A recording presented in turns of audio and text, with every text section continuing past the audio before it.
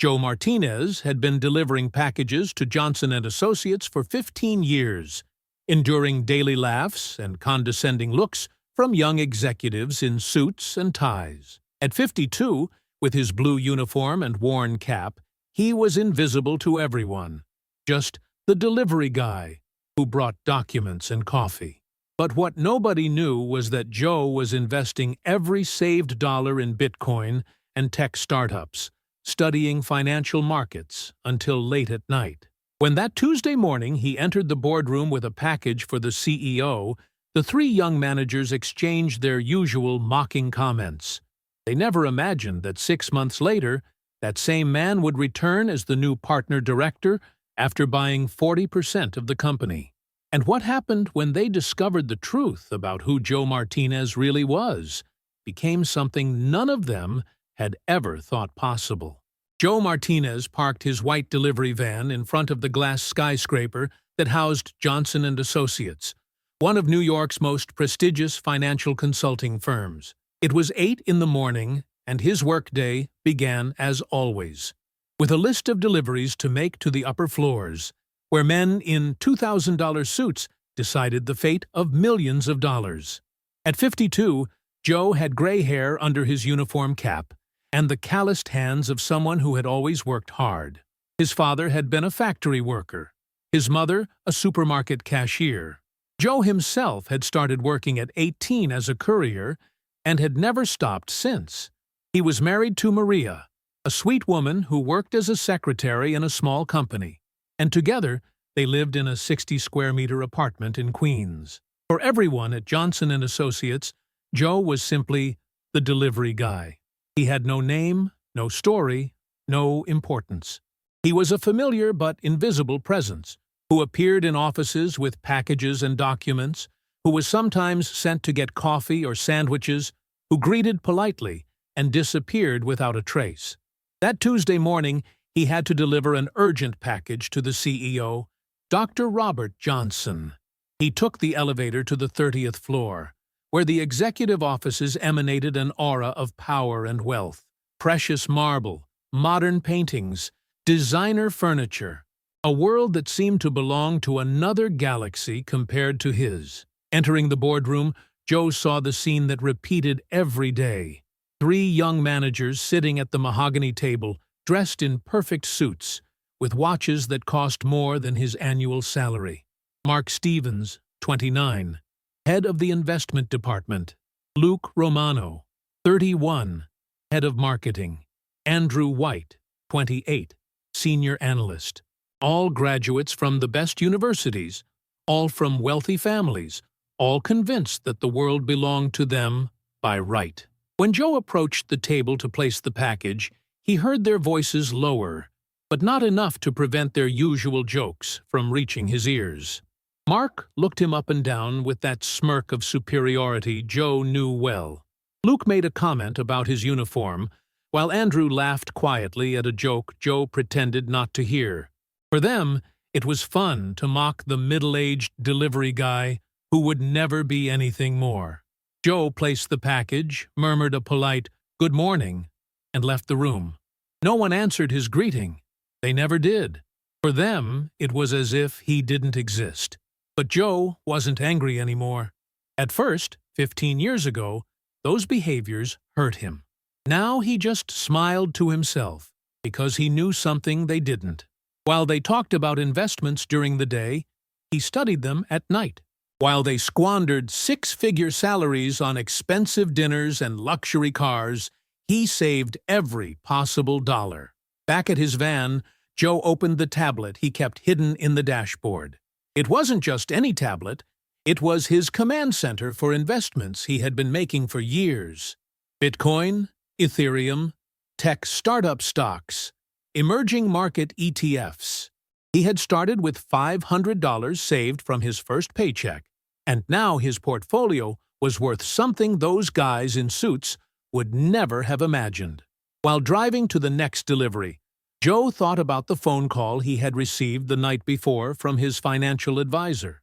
The offer he had been waiting for months had finally arrived. Old Johnson wanted to sell part of his company's shares to retire, and was looking for investors. 40% of the company for $12 million.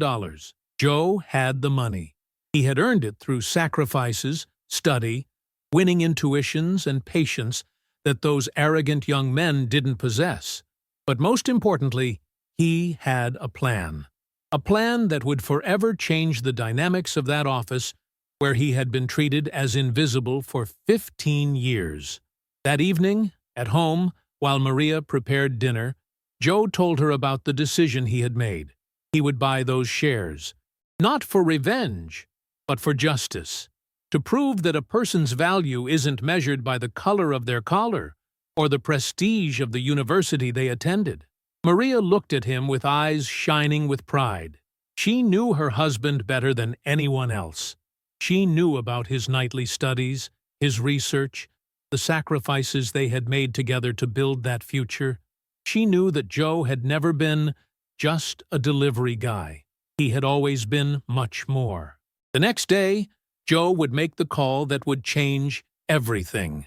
That evening, Joe couldn't sleep. He stayed awake in his small study, a 3-by-3-meter room he had transformed into his financial headquarters. The walls were covered with printed charts, monitors showing market trends, stacks of books on economics and investments. It was there that he had built his fortune, $1 at a time, one decision at a time. Maria entered the room, bringing him a cup of coffee. After 25 years of marriage, she knew the moments when her husband needed silence to think. She sat next to him, looking at the numbers scrolling on the screens. Joe showed her his complete portfolio for the first time. He had started in 2009, right during the financial crisis, when everyone was selling in panic, and he had started buying. Bitcoin purchased at $200 each, Apple stock at $20, Tesla at $50. He had studied every trend, anticipated every movement, transformed modest savings into a fortune that now exceeded $15 million. The secret had been discipline. While his courier colleagues spent their paychecks on beer and gambling, Joe dedicated every free evening to study. He had completed online courses in finance and investments, learned English to read international reports, developed strategies that many hedge funds would have envied him. The next morning, Joe called the lawyer who handled his investments. Dr. Frank Giuliani was one of the best accountants in New York, and when he had discovered who the delivery guy who had become his client really was, he had been speechless. Now he managed a fortune that exceeded that of many of his traditional clients. The operation to acquire Johnson & Associates shares required 2 weeks of negotiations. Old Johnson was curious to meet this mysterious investor who proposed to enter his company. When Giuliani revealed that it was the delivery guy who had been working there for 15 years, Robert Johnson first laughed, then remained incredulous, finally asked to see the documents. The numbers were real. Joe Martinez possessed a net worth of $15 million, all documented and legally declared. He had sufficient liquidity for the acquisition and a business plan for the company that demonstrated knowledge of the sector that surprised even Johnson. During those 2 weeks, Joe continued his delivery work as if nothing had happened. Every morning he entered the offices with his packages, endured the usual jokes from Mark, Luke, and Andrew, smiled politely, and left. But now their contemptuous word increased his determination. One afternoon, while waiting for the elevator after a delivery, he heard the 3 young managers talking about him in the hallway. They were laughing about the fact that the delivery guy had asked the secretary for information about their salaries. Evidently, they thought Joe dreamed of becoming like them, and this amused them enormously. Mark said that probably Joe believed that just wearing a tie was enough to enter their world. Luke added that certain positions were reserved for people with the right education. Andrew concluded that everyone should stay in their place in society. Joe listened in silence, then got on the elevator with the smile of someone who knows that reality is very different from appearances. That evening he called Giuliani to speed up the paperwork. He wanted everything ready for Monday morning. Friday afternoon, Robert Johnson convened an extraordinary board meeting. He announced that he had found a new partner who would acquire 40% of the company, effectively becoming the second majority shareholder. He didn't reveal the buyer's identity, saying only that it was an experienced investor who knew the company very well. Mark, Luke, and Andrew were curious and excited. A new partner meant possible promotions, salary increases, new opportunities. They speculated all weekend about who this mysterious investor could be. Maybe an international fund, or a famous entrepreneur, or a former executive from a major bank. None of them imagined that Monday morning they would see Joe Martinez enter the boardroom not with a package to deliver, but with a briefcase of documents and the title of new partner director of Johnson & Associates. The revelation awaiting them would shock not only them, but the entire company. Monday morning, 8:30 sharp. Joe stopped in front of the Johnson & Associates skyscraper, but this time he got out of a black Mercedes driven by a chauffeur. He wore a tailored suit and carried a leather briefcase containing the documents that would forever change the hierarchy of that company. The receptionist, who had known him for years as the delivery guy, looked confused when he said he had an appointment for the board meeting. She checked the agenda and found the name, Joe Martinez, new partner director. When Joe entered the boardroom on the 30th floor, the silence was absolute. Mark, Luke, and Andrew looked at him as if they had seen a ghost. Robert Johnson stood up smiling and invited him to sit to his right, in the vice president's seat. Johnson's announcement fell like a bomb. Joe Martinez had acquired 40% of the company's shares, becoming the new partner director. Joe opened his briefcase and showed the acquisition documents and a summary of his wealth. $15 million in diversified investments. He calmly explained that for 15 years he had observed the company from within, studying documents and conversations. While others saw only a delivery guy, he was silently building a financial empire. Then he pulled out 3 detailed reports on the disastrous performance of Mark, Luke, and Andrew.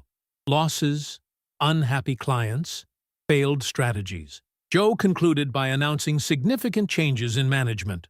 Those who demonstrated merit would remain. Those living off privilege would be replaced. The power had completely reversed. The mocked delivery guy had become their boss.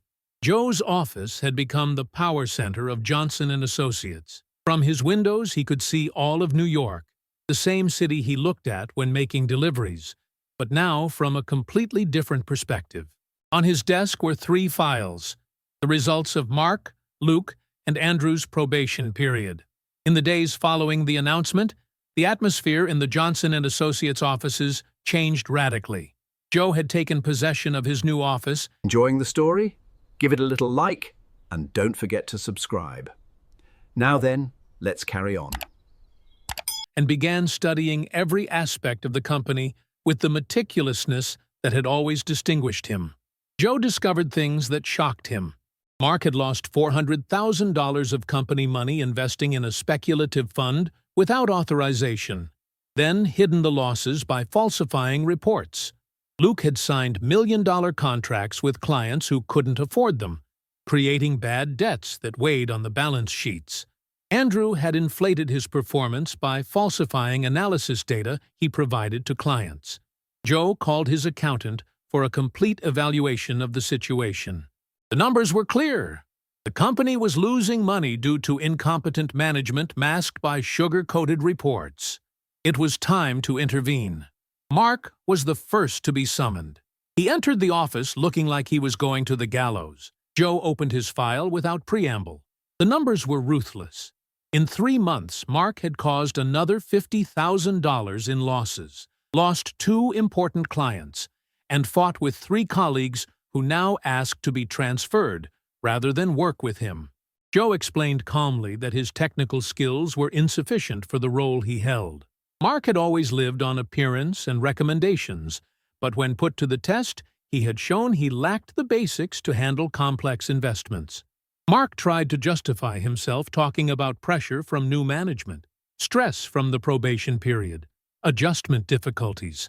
Joe listened without interrupting, then showed him something that silenced him: his personal investments from the last 15 years. Every documented operation, every gain recorded, every strategy explained in detail.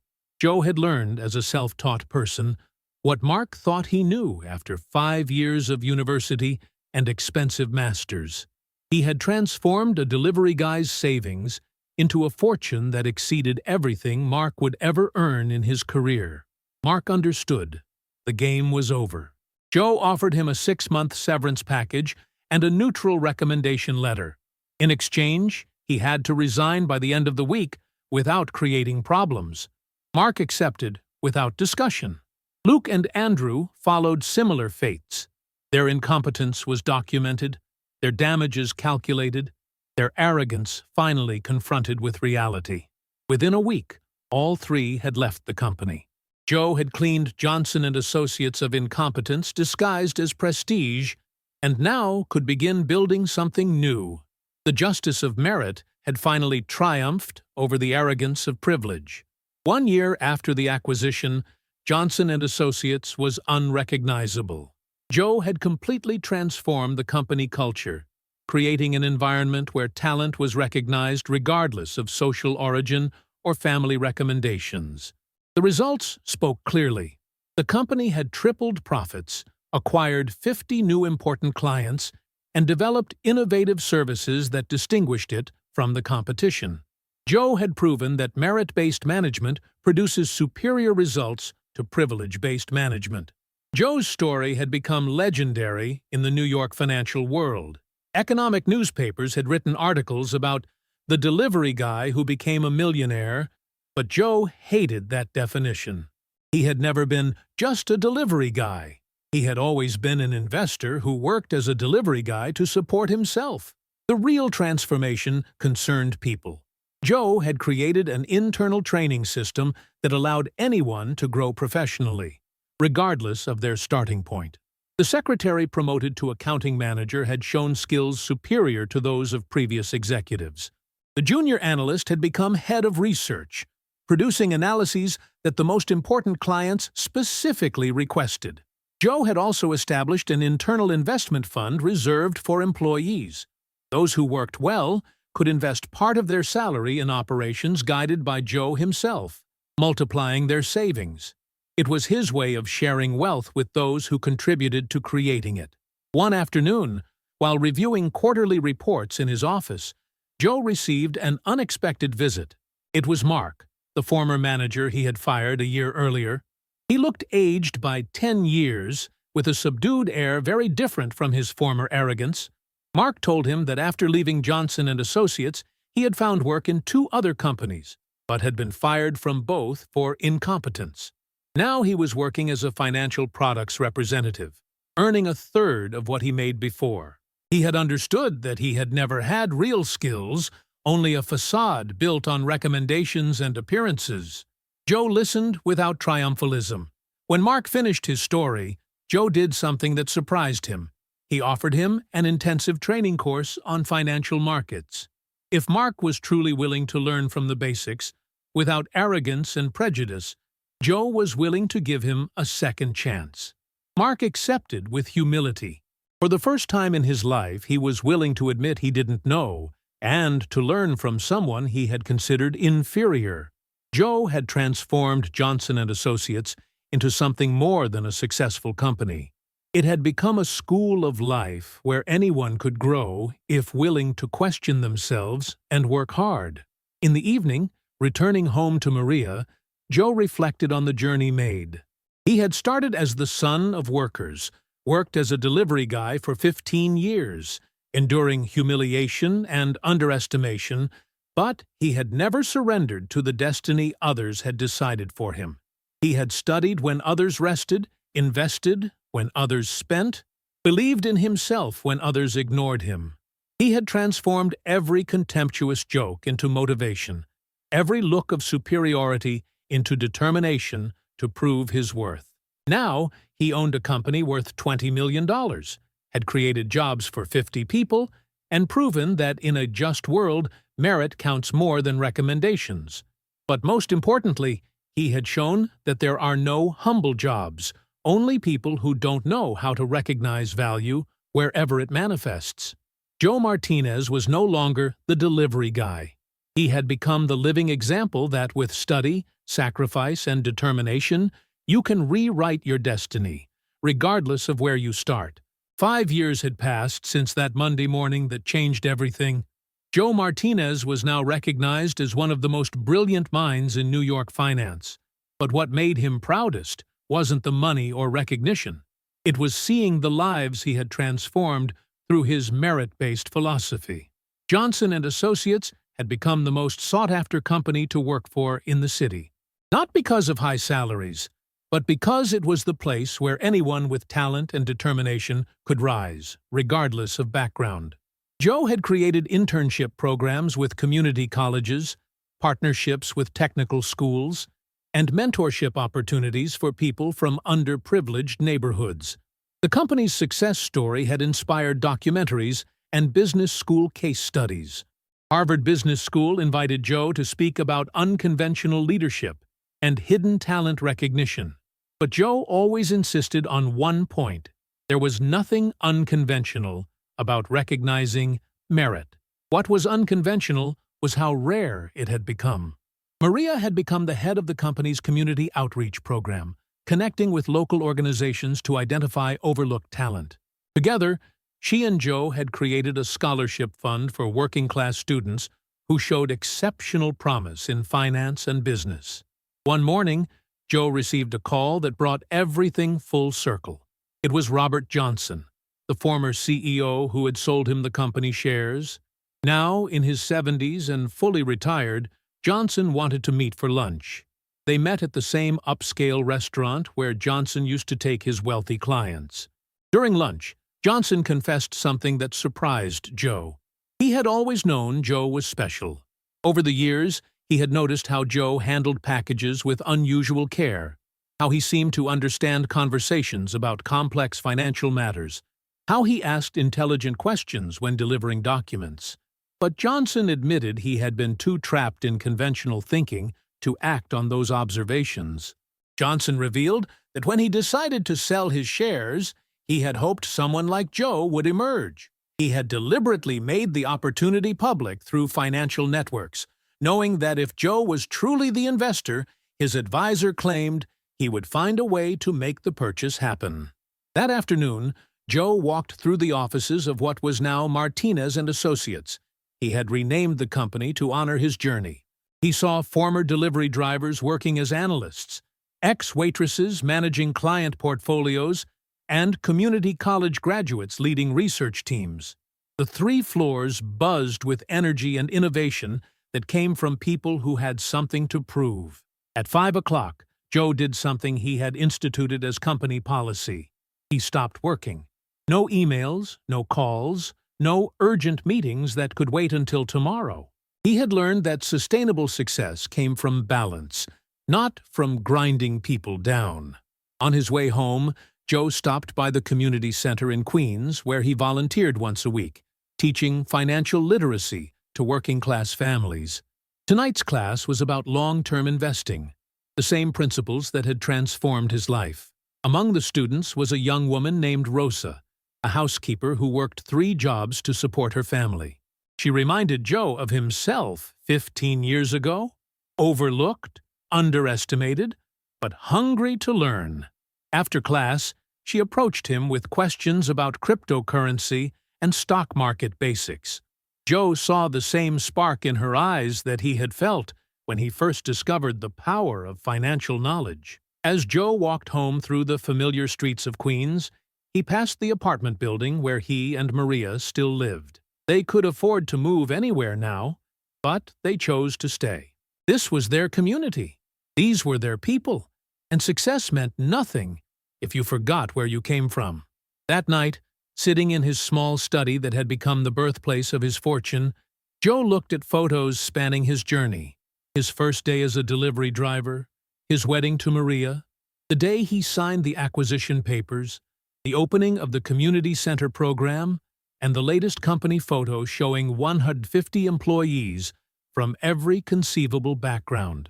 Joe Martinez had proven that in America, the land of opportunity still existed for those willing to work for it. But more importantly, he had shown that once you succeed, your greatest responsibility is to create opportunities for others. The delivery guy who was mocked for wearing a uniform had built something more valuable than wealth. He had built a legacy of merit, a company where worth was measured by contribution rather than credentials, and a community where success lifted everyone up. As he turned off the lights in his study, Joe smiled, thinking about tomorrow. There would be new challenges, new opportunities to spot overlooked talent, and new chances to prove that the most powerful force in business isn't privilege or connections. It's the determination of someone who refuses to accept the limits others place on them.